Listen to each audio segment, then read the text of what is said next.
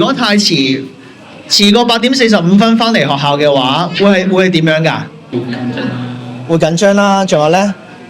仲有可能會落雨啦。係落雨啦。你覺得會唔會太趕，身心未準備好啊？會唔會啊？都會嘅。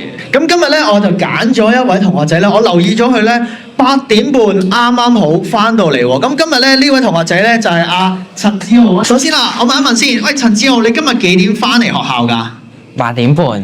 8:30。咁我想問下8:30呢個時候學校開咗門未啊？係開咗嘅。開咗嘅。咁8:30翻到嚟，你嘅感覺得係點啊？好舒服。好舒服，點解嘅？唔使咁趕咯。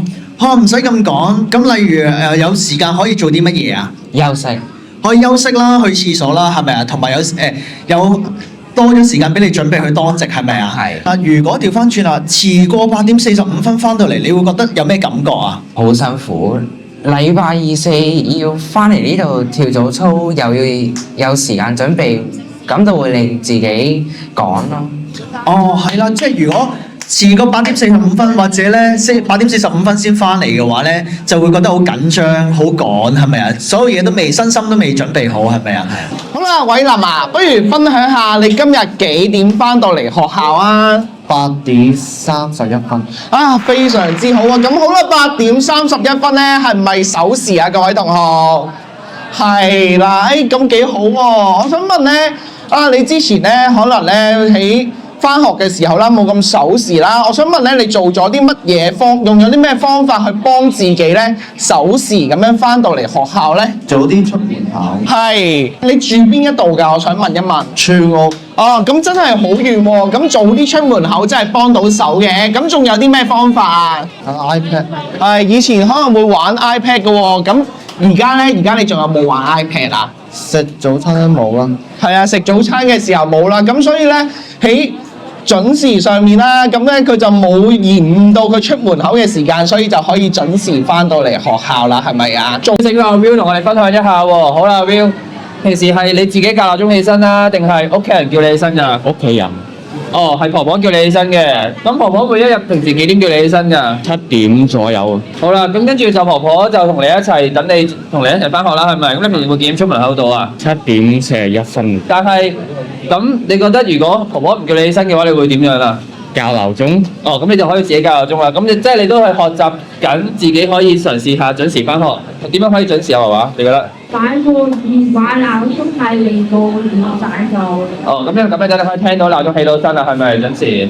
今個禮拜咧係唔知乜週喎，招老師咧將嗰個字印咗出嚟喎。不如一陣間咧，老師拎出嚟，你哋一齊幫我讀一次攞埋1、2、3係咩字嚟㗎？守時係喎。咦？點解招老師揾阿朱志南哥哥上嚟嘅？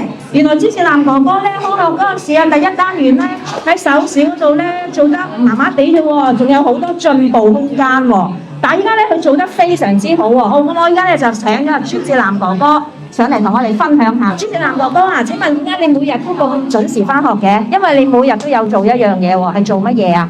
準時早起。早起身喎，佢每日都有早起身喎。請問你哋有冇早起身啊？好啦，希望嗱，本張同學咧個個都做到一個守時嘅同學啦，繼續進步啦，好唔好？趙 Sir 新年假期咧就去咗旅行。有冇同學知道咧喺啲相片之中咧，我去咗邊個國家旅行咧？你估下趙 Sir 去咗邊度旅行？日本。係啦，冇錯啦，俾掌聲佢先。去日本咁究竟搭咩交通工具去咧？有冇同學知道啊？冇錯啦，原來搭飛機喎。今日咧，趙 Sir 咧就要同你講一講咧關於搭飛機呢個交通工具喎。咁同守時有咩重要咧？咁大家聽住咯喎。如果搭飛機遲到，究竟會發生咩事咧？飛走。會飛走，係啦，冇錯啦。飛機會唔會等我哋㗎？我哋遲到嘅時候，唔會㗎喎，會準時起飛㗎喎。係啦，飛機如果我哋搭飛機遲到嘅時候點啊？飛機會飛走㗎喎。係啦，飛走會點算啊？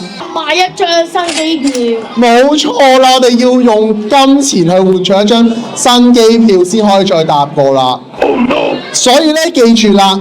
不論咧喺翻學嘅時候啦，定係乘搭一啲交通工具嘅時候咧，都需要點樣啊？要做到守時，甚至咧搭飛機咧，我哋要需要提早到達機場嘅喎。避免咧趕唔上飛機嘅情況啦。如果唔係咧，我哋咧就造成金錢嘅損失㗎啦。好，大家請記住咯喎。